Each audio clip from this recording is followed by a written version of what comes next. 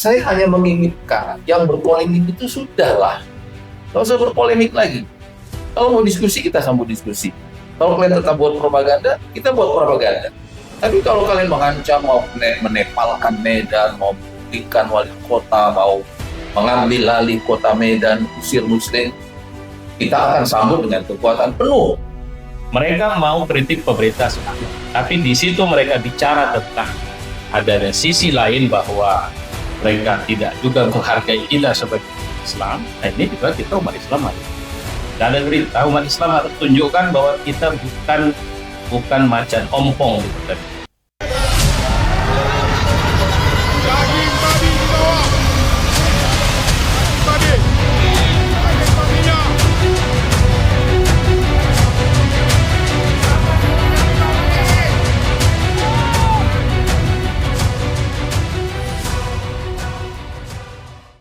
Untuk negara bangsa dan kemakmuran, hukum Allah tegakkan. Selamat sore, pemirsa Sisi Pandang Majelis Tanggan. Ini ada berita yang menarik dan sedang hangat di Medan. Diklaim ada jutaan orang datang ke kantor wali kota dan melakukan demonstrasi.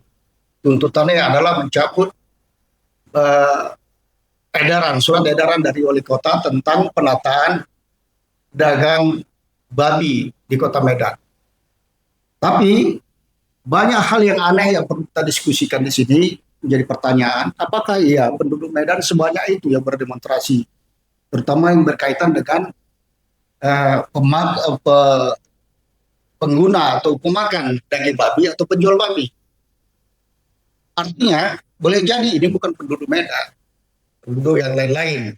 Nah, kalau itu terjadi dari yang datang itu bukan dari penduduk Medan, berarti ada sesuatu di situ yang perlu kita cermati. Sekarang sudah hadir di hadapan kita di Sisi Pandang Majelis Tanggan ada Ustadz Heriansyah yang viral videonya yang memulai tentang persoalan ini. Yang kemudian ada Ustadz Latif Khan. Ya. Kita semua bincang-bincang apa sih sebenarnya ini yang di Bali ini. Apakah murni soal pedagang babi yang merasa tersinggung atau ada faktor-faktor lain? Silakan, saya pikir Ustadz kan dulu. Bismillahirrahmanirrahim.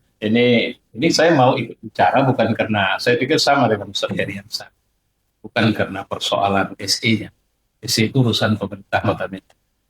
SE dikeluarkan tentu dengan pertimbangan pembangunan. Oke, tidak ada persoalan. Kemudian ketika ada sesuatu yang jadi masalah, silakan lakukan penyempurnaan. Mekanisme di pemerintahan ada, anggota dewan sebagai saluran aspirasi masyarakat seharusnya juga sigap menyahuti ini dan kemudian berkoordinasi dengan pemerintah agar SE itu makin baik. Jadi bukan dicabut, kira-kira begitu. Karena semangatnya semangat pembangunan. Kalau kemudian semangat pembangunan, penertiban dan penataan itu harus dicabut kembali kalau kebijakan tidak bijak. Dan ini bisa jadi presiden buruk bagi pemerintah. Itu pertama tanggapan saya. Kedua, saya mau ikut bicara karena sudah bawa-bawa isu agama. Ada terasa isu-isu agama? Ada terasa. Bahkan orang-orang yang hadir, saya ikutin live-nya, dan kemudian saya ikutin beberapa pernyataan sosial media yang kemudian mencoba membajak isu ini untuk arahnya nanti terjadi semacam konfrontasi. Dan ini bisa menghilangkan kondusivitas umat beragama di Kota Medan. Klaim bahwa sebenarnya jumlah Kristen di Medan sekian-sekian, sebuah klaim yang bombastis dilakukan. Klaim bahwa sampai Ustadz Heriansyah menyampaikan beliau dapat berita sampai ada yang mengatakan usir saja umat Islam dari Kota Medan. Itu kan klaim provokasi. Nah, suka tidak suka, faktanya kelompok pedagang tadi sudah turun ke lapangan. Dan saya bilang ini warning bukan bagi pemerintah, ini warning bagi umat Islam. Mereka mau kritik pemerintah sekarang, tapi di situ mereka bicara tentang adanya sisi lain bahwa mereka tidak juga menghargai kita sebagai Islam. Ini juga kita umat Islam harus. Dan ada berita umat Islam harus tunjukkan bahwa kita bukan macan ompong di Kota Medan. Ini urusan yang satu, ini urusan. Saya mohon maaf, saya tidak bermaksud provokasi, tapi saya tersinggung dengan pernyataan-pernyataan yang menyatakan bahwa itu tadi klaim. Apa urusan babi dengan klaim juga penganut agama tertentu? Tidak ada urusan. Ya, Yang memakan babi tidak hanya satu umat beragama, banyak umat. saya membuka ini dari AI, ya, persentase penduduk Muslim itu sekitar 67,sekian%. Sementara persentase penduduk Kristen dan Katolik itu sekitar 24,sekian%. Kita kan 25. Jadi dari 2.600.000-an itu berarti cuma 1/5. Itu yang saya bilang. Eh, Mereka jual sekarang. Ayo kita beli. Berapapun harganya kita beli, kira-kira. Kenapa? Karena ini bukan isu agama. Isu agama udah selesai. Tapi mereka mau coba masuk ke wilayah itu dan kemudian menampilkan data-data provokatif. Gitu. Kita sedang puasa, kita bukan sedang ngapa-ngapain. Dan kita nggak pernah datang ke pemerintah, pemerintah tolong dong buat SE. Saya nggak rekam jejaknya, nggak saya baca ada bahwa sekelompok umat Islam datang minta tolong supaya lapak-lapak jual babi itu ditertibkan. Nggak ada. Ya. Jadi saya ingat saya asal babi ini, Ustaz Yansyah itu kan sudah lama, bahkan di pinggir kota Medan, yang di Perumnas, itu ada ternak babi. Jadi banyak di kota-kota, di kota pun saya kira ada banyak ternak babi, ya. Dan itu dilarang dan tidak mempan. Nah, saya teringat ke pernyataan Ustaz Yansyah bahwa benar ini Medan adalah kota Delhi, Delhi itu Melayu dan Melayu itu Islam. Oleh karenanya dengan jumlah yang 67% sekian, di tengah-tengah itu ada berjualan babi, mungkin jadi pertanyaan juga ini. Ya, bagaimana pengamatan Ustaz Yansyah di di pedagang-pedagang ini bagaimana sehingga meresahkan pemukul maupun umat Islam? Ya, video saya itu viral sampai ke level nasional, bahkan sampai ke level global, karena Betul. yang mengomentari ada orang-orang di Jakarta, ada orang-orang di Amerika, kemudian diputarbalikkan dengan tuduhan bahwa kita adalah ormas intoleran yang mengancam harmonisasi dan lain sebagainya. Itu kalimat Abu Janda ya. Iya, Enggak, ada juga ini politisi dari PDI. Abu Janda kita undang datang ke Medan supaya iya. duduk. Nah, maka saya ingin tanya gitu. Yang pertama, saya sebagai anak Medan, sebagai anak Melayu, selama saya beraktivitas di Medan, tunjukkan sikap saya yang intoleran. Satu aja, sikap saya intoleran. Itu yang pertama. Yang kedua, apa yang harus toleransi kita kepada mereka atau tidak sebaliknya? Mereka yang harus toleransi sama kita. Karena saya ada pernyataan di akhir video ini. Status kalian itu tetap perantau ke sini, sama kalau kita datang ke kampung mereka nggak bermarga, saya datang ke mereka nggak, ya, saya merantau di sana, Bahkan dikasih marga. bahkan harus dikasih marga. Ya, sikap penghargaan kepada akar budaya lokal itu dimanapun harus dijaga, karena di tanah Delhi. Maka saya mengimbau pada semua komunitas Melayu anak Delhi, Anda ditantang ini, bahwa ini masih kota Anda, ini masih tanah Anda, ini masih negeri Anda. Ya, akar budaya kita di sini harus dipelihara dan dihormati oleh siapapun yang datang sini. Kota ini menerima siapapun kan, Bang Stangga. Siapapun diterima di sini. Ini kota yang sangat pluralis. Tapi jangan sampai kalau di luar cleansing etnik itu dengan membunuhi orang, di sini cleansing etnik itu dengan membunuh budaya Melayu yang ada di sini. Itu yang nggak boleh. Dan seolah-olah saya menantang perang, padahal saya hanya menginginkan yang berpolemik itu sudahlah. Nggak usah berpolemik lagi. Kalau mau diskusi, kita sambung diskusi. Kalau kalian tetap buat propaganda, kita buat propaganda. Tapi kalau kalian mengancam, mau menepalkan Medan, mau membiarkan wali kota, mau mengambil alih kota Medan, usir Muslim, kita akan sambut dengan kekuatan penuh. Itu yang saya maksud. Tapi ini diputar balik seolah-olah kita Jadi intoleran. begini ya, mungkin ada kesalahan informasi atau di kalangan masyarakat bawah yang ikut demo itu surat edaran seolah-olah melarang berjualan daging babi sebagaimana yang disampaikan oleh seorang politisi yang bernama Ferdinand Hutahian. Ya, ini politisi nasional menanggapi kasus Medan ini seolah-olah wali kota ini menerbitkan surat edaran yang sifatnya diskriminatif, Artinya melarang. dia yang ngomong. Dia yang ngomong. Kayaknya dia pun memang nggak baca surat edarannya kan. Saya pikir sekelas politisi tidak baca lalu berkomentar Ya itu dia. tingkat nasional tidak mungkin. Ya, boleh jadi ini bagian dari skenario. Skenario politik dia. Nah, itu yang saya maksudkan. Apakah mungkin begitu di kalangan elit-elit yang membawa demo ini paham dia bahwa itu edaran menata, tapi di kalangan pedagang dan masyarakat bahasanya adalah bahasa katakanlah melarang dan masuk isu agama karena mungkin ya karena babi itu bagi mereka hal yang biasa, bagi orang Batak lah macam kami ya biasa itu, tapi nggak semua Batak juga makan babi. Soal adat itu ikan emas juga ada. Jadi menurut saya apakah ada kemungkinan lain di belakang ini ya sehingga bisa dikonsolidasikan yang datang itu dari berbagai daerah. Apa kira-kira ini motifnya selain dari murni orang pedagang yang merasa katakanlah tidak nyaman dengan surat edaran? Kira-kira cuma apa ini? Kalau saya yang biasa lihat di lapangan, saya lihat memang sudah ada kelompok yang memanfaatkan. Intinya itu. Mereka dengan kondisi seperti sekarang ini, konsolidasi dalam tempo sebentar dengan klaim sekian juta orang turun, terlepas kita tidak mau komentari klaim itu, saya pikir itu kan terorganisir dengan baik. Kalau ini hanya persoalan masyarakat pedagang, UMKM dan sebagainya, saya nggak mengira seperti itu. Dan kemudian keterlibatan yang jalarannya sudah skalanya bukan skala lokal, tapi skala nasional, menunjukkan, mohon maaf, saya boleh berasumsi, ada agenda jangka panjang untuk Kota Medan. Dan ini bahagian dari mencicil agenda itu. Itu saja.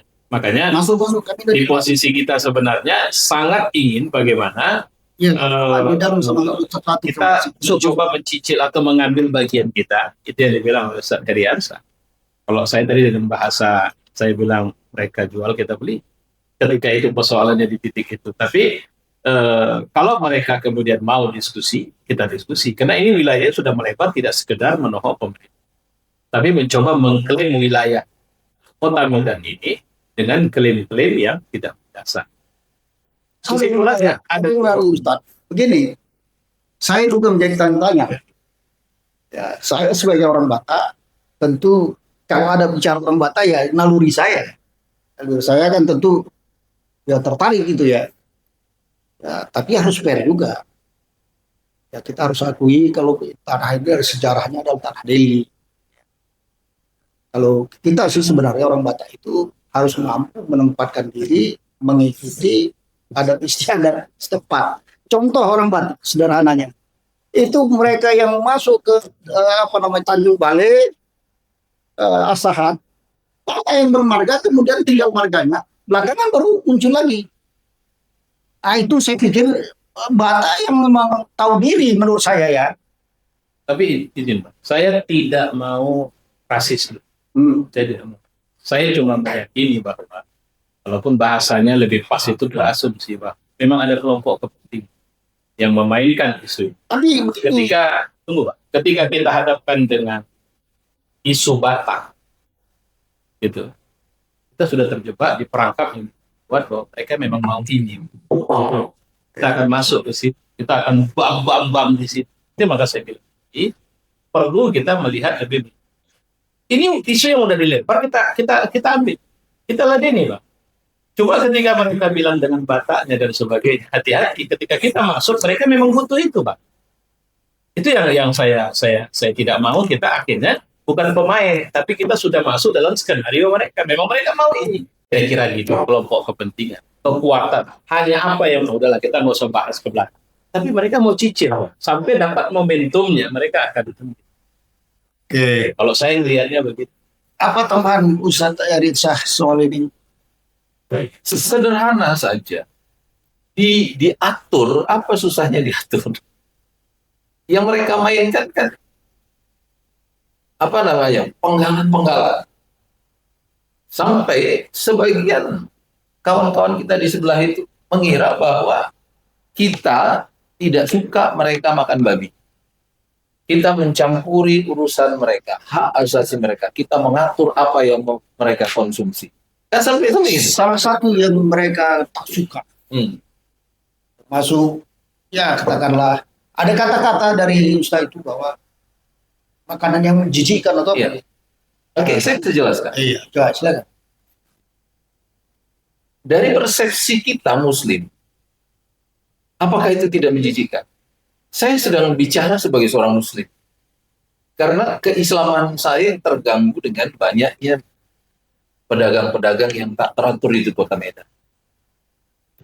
Mereka boleh mengatakan sesuatu yang menjadi bagian dari tradisi keislaman kita. Mereka bilang, kami jijik dengan kalian. Itu hak mereka. Tapi dari sisi kita, dari sisi saya, kalau saya nggak merasa jijik dengan itu, nggak akan ada problem di kota Medan. Betul, saya teringat ada teman saya nih, ya teman saya cerita jijik nih. Dia waktu makan nih, enak makan dan ketika ada seorang yang ngeledek, sudah kita muntah dia langsung. Tapi memang ada hal-hal ya soal ini orang sensitif soal itu. Kalau cerita yang lain dia tidak bisa muntah, tapi kalau itu bisa muntah, yang betul juga itu. Iya. Jadi kan kita sedang bicara dari sisi kita, bukan dari sisi mereka. Tapi mereka pelintir semuanya. Misalnya kayak gini. Mereka bawa-bawa leluhur. Karena ada kalimat di tanah leluhur kalian, di ratusan tahun, ribuan tahun, nggak masalah. Mereka tersinggung. Leluhur kami dibawa-bawa. Masalahnya bukan itu. Masalahnya yang sedang kami mau jaga ini tanah leluhur kami. Ini leluhur dengan leluhur, gitu kan? Karena yang mau kami jaga di tanah leluhur kami, maka saya bilang kalau di tanah leluhur kalian lakukan apa saja dengan makhluk itu tidak masalah. Tapi yang mau kami jaga ini tanah leluhur kami. Tapi ketika saya menyebut leluhur, kata mereka, dia bawa leluhur kita.